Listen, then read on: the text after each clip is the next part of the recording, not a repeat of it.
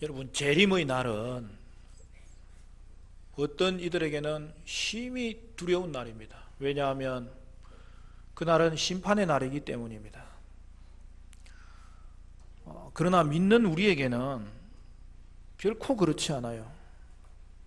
우리에게 그날은 모든 아픔과 눈물과 고난이 그치는 날이에요. 우리가 이미 구원을 받았지만 이 받은 구원이 완성되는 날이에요. 주님과 함께 영광스럽게 되는 날이에요. 교회가 에덴 동산처럼 다시 완전하게 회복되는 날이에요. 그러므로 우리는 그날에 대하여 또한 그날의 징조에 대해서 결코 두려워할 필요가 없는 거예요. 그러므로 여러분, 성경적인 종말론은 언제나 밝고 행복한 종말론이에요. 바울은 오늘 본문에서 데살로니가 교회 성도들에게서 받은 질문에 답을 하고 있는 걸 볼 수 있어요. 그 질문은 재림에 관한 질문이었어요. 그래서 데살로니가 전서에도 그 부분이 나오고 오늘 본문 데살로니가 후서에도 그 부분이 나오는 것이죠. 여러분, 데살로니가 전서에는 재림 전에 먼저 믿다가 죽은 자들은 어떻게 되는 것이냐, 그거에 대해서 사도 바울이 답을 주었던 것이죠. 그것은 먼저 죽은 자들이 살아있는 사람들보다 더 복되다는 거예요. 왜 그렇습니까? 주께서 재림하시면 죽은 자들이 먼저 일어난다는 거예요. 그들이 신령한 몸으로 변화되어서 공중에서 주님을 맞이한다는 거예요. 그 후에 살아있는 자들도 몸이 변화되어서 공중에서 주님을 맞이한다는 거예요. 여러분, 그 다음에는 어떻게 되는 거예요? 주님이 강림하신다고 되어 있잖아요. 이 땅에 내려오는 것이죠. 당연히 주님을 공중에서 맞이하고 주님과 함께 이 땅에 내려오는 것입니다. 그러므로 여러분, 공중에서 주님을 맞이한다는 것은 주님을 맞이하여서 이 땅에 내려오는 하나의 프로그램이에요. 공중에 들림을 받았으니까 공중 어딘가에서 산다는 것을 여러분 그렇게 생각하면 잘못된 종말론이에요. 주님은 이 땅에 강림하시는 거예요. 그리하여 재림 때에는 새하늘과 새 땅이 만들어지는 거예요. 그동안 저희가 예배 시간을 통하여서 제가 성경 강해를 쭉 해왔지 않습니까? 그동안에 마태복음도 강해했었고, 그 다음에 또 사사기도 초반부 강해했다가 우리 상반기에 강해를 마무리 지었고, 제가 오후 예배나 수요일에도 여러 성경을 강해하는 중에 지금 시편 강해를 하고 있잖아요. 이제 시편이 이제 5편밖에 이제 남지 않았어요. 그렇게 마무리를 잘 지을 수 있을 것 같아요. 제가 다음 주일부터는 요한계시록을 강의하려고 해요. 한 1년 정도 우리가 계시록 말씀을 살펴보겠는데요. 여러분, 이제까지도 우리가 말씀에 집중했지만은 여러분, 특별히 오늘부터 이제 종말론에 관한 것이니까 이게 너무 잘 맞는 것 같아요. 여러분, 하여튼 주일날 빠지지 않아야 되겠지만은 여러분, 계시록 말씀을 잘 새겨 전해 들음으로 말미암아 여러분의 믿음이 좀 든든히 섰으면 좋겠어요. 특별히 우리 주위에 거짓 가르침에 의해서 미혹되어 있는 자들이 많잖아요. 여러분, 그런 사람들 함께 오세요.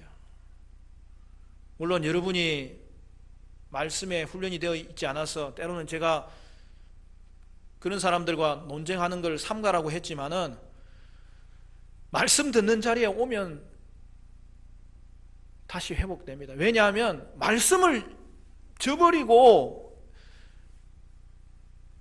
거짓 가르침을 주는 자들의 사상을 받아들이니까 미혹된 것이니까 하나님 말씀에 다시 집중하면요 회복돼요. 그래서 혹시 빼먹는 일이 있으면 여러분 이제는 우리 교회 홈페이지 있거든요. 요새는 스마트폰에 다 나와요. 우리 교회 거 치면 그걸 통해서도 들으시고, 그래서 혹시 거짓 가르침에 빠져 있는 사람이 있으면 주일날 데려오세요. 그리고 평일날에도 저한테 데려오세요. 말씀 훈련이 되면은 논쟁이 아니고 말씀으로 가지고 서로 의논을 나누려면, 그러면은 충분히 논쟁이 아니죠. 하나님 말씀을 통해서 점검할 수 있는 시간을 가지면 되는 거예요, 그게. 그래서 여러분 요한계시록에 의하면 주님이 강림하실 때에, 요한계시록 제일 마지막 장이 무슨 내용이에요? 새 예루살렘이 하늘에서 내려오는 도다. 여러분 이 땅에 예루살렘이 내려오는 거예요. 이 땅이 회복되는 것을 종말이라고 말하는 거예요. 그래서 여러분 에덴이 인간의 범죄로 말미암아 실패했지 않습니까? 그러나 그럼에도 불구하고 하나님의 계획은 실패하지 않아요. 주님은 그의 계획을 이루고 계시고 지금도 이루고 계시고 그리고 완성시키실 것이라는 것이죠. 그러니까 여러분 종말의 최종 결론은 뭐냐면 에덴이 이 땅 가운데 다시 회복되는 거예요. 여러분 그것을 교회의 회복과 하나님은 연결시켜서 교회가 완성될 것을 이 땅 가운데 말씀하는 것이 종말의 내용인 것이죠. 여러분 집에 귀한 손님이 오면 어떻게 해요? 저는 우리 성도님들 신방 갈 때마다 깜짝깜짝 놀라요. 집이 얼마나 깨끗한지. 들어가다가 넘어질 뻔했어요.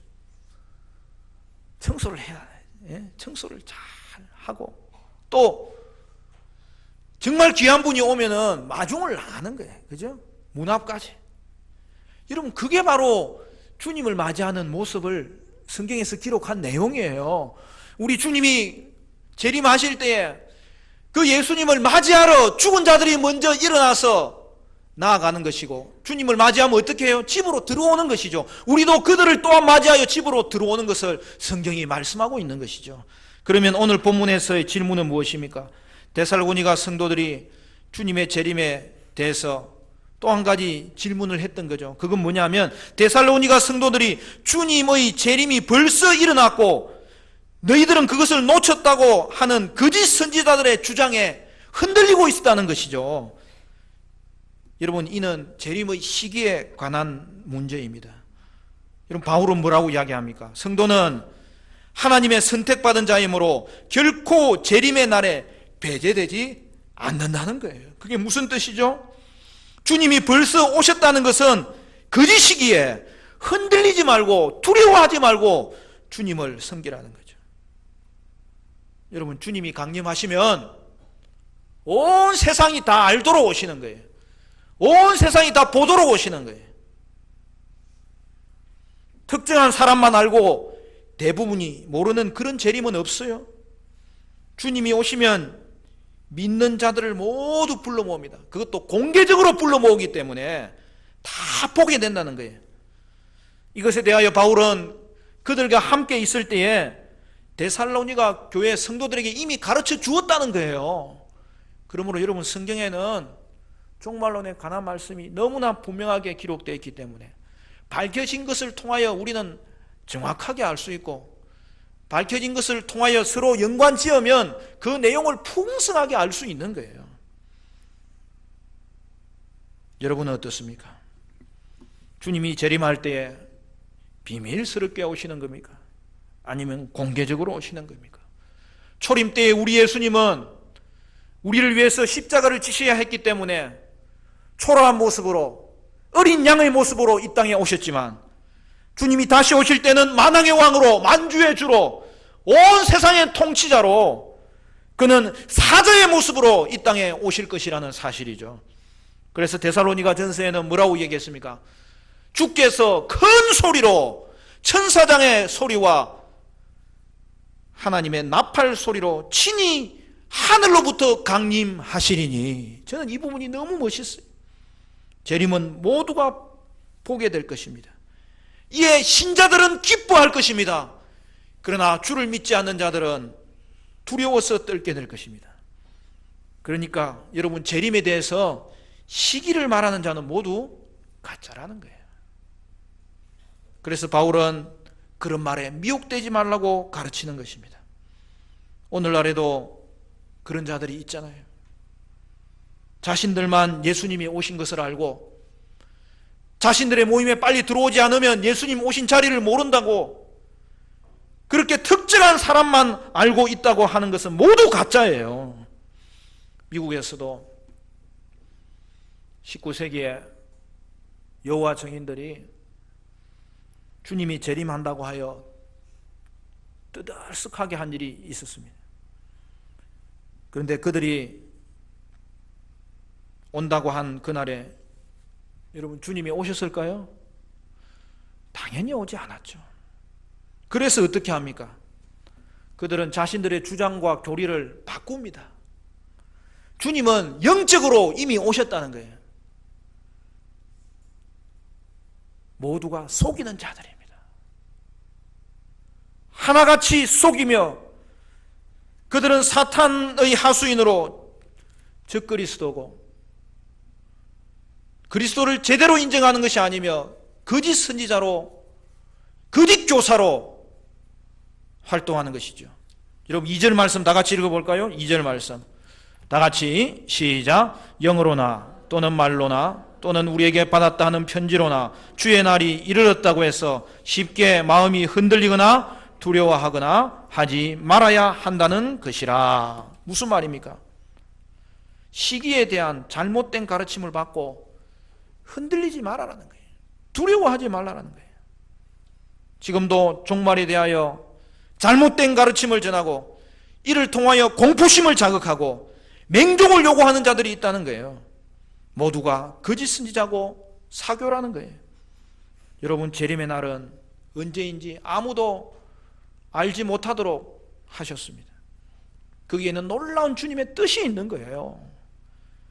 그날은 믿지 않는 자들에게는 심판의 날이고 두려워하는 날이고, 성도인 우리에게는 그러나 소망의 날이고 기쁨의 날인 거죠. 그러므로 여러분, 종말로는 성도에게는 언제나 여러분 밝은 것이라는 것을 잊지 않아야 됩니다. 왜냐하면 거기에는 복음이 있기 때문에 기쁜 날이라는 거예요. 여러분, 주를 믿더라도 주님을 두려워해서 맹종하는 것으로 주님을 믿는다면 하나님의 의를 결코 이루지 못해요. 여러분, 구원도 은혜로 받는 것이고 순종도 은혜로 하는 거예요. 물론 순종은 하나님의 은혜 안에서 자신이 움직이는 부분이 있습니다. 그러나 순종할 때는 언제나 예수 의지함으로 그를 따라가는 거죠. 그렇지 않으면 어떤 현상들이 벌어집니까? 여러분, 오늘 우리가 신앙생활 하는데 그냥 순간 잘못하면 종교생활 할 수가 있어요. 하나님의 말씀을 오늘도 들었어요. 그런데 이 말씀을 이제 지켜야 될 거 아닙니까? 이 말씀을 지키는데 여러분의 힘으로 지키면 어떤 현상이 벌어지겠어요? 잘 지키면 자기 의를 쌓는 거예요. 그런데 잘못 지키는 수가 있지 않습니까? 당연한 거죠, 그것은. 그러면 어떻게 되는 겁니까? 절망하게 되는 거죠. 근데 언제부터 주님이 그렇게 신앙생활 하라고 했어요? 그렇지 않아요. 여러분, 우리의 모든 행위는 은혜 안에서 행해야 되는 거예요. 맹종으로 신앙생활 하면 절대 안 돼요. 두려워서 신앙생활 하는 게 아니에요. 왜 그러냐면 우리는 이미 예수 안에서 모든 것을 인정받았기 때문입니다. 할렐루야. 이미 여러분은 인정 다 받았어요, 하나님 앞에서. 그렇기 때문에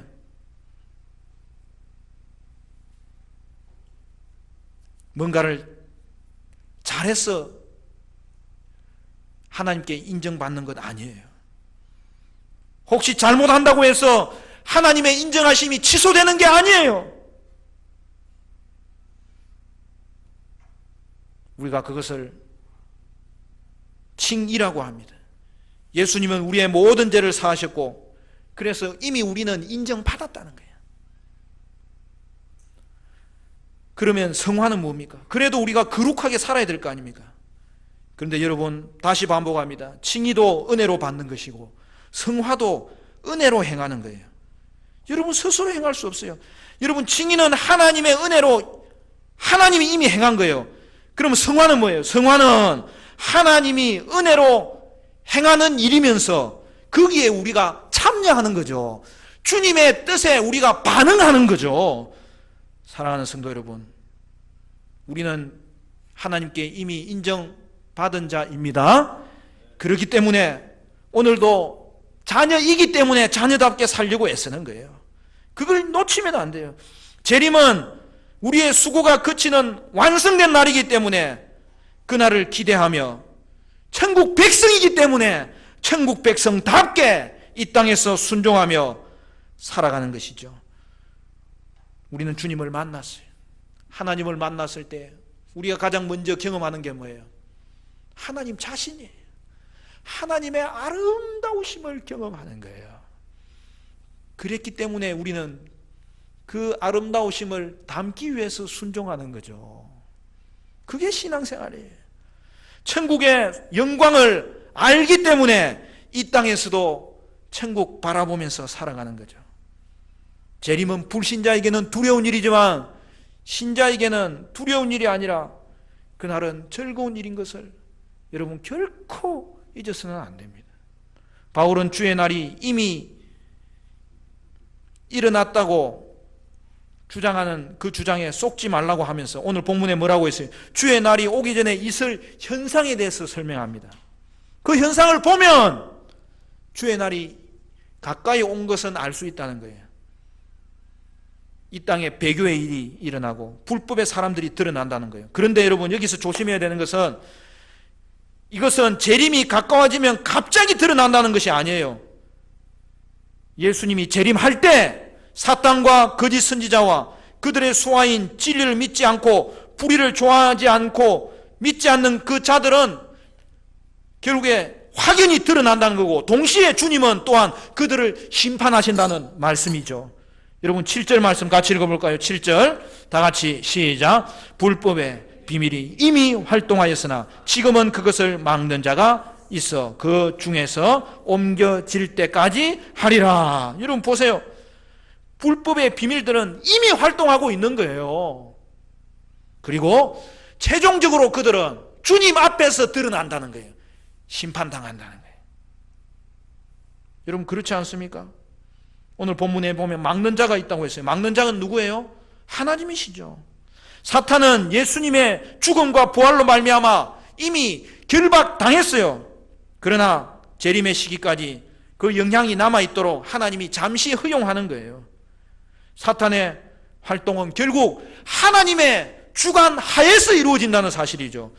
지금도 고난받은 성도는 하나님이 보호하시고 그날에는 하나님이 영화롭게 하실 것을 주님은 말씀하고 계신 것이죠.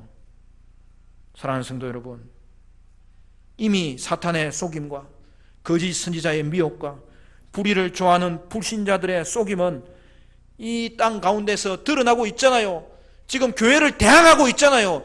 이것은 이미 이루어지고 있는 일이니까 특별한 일이 아니라는 거예요.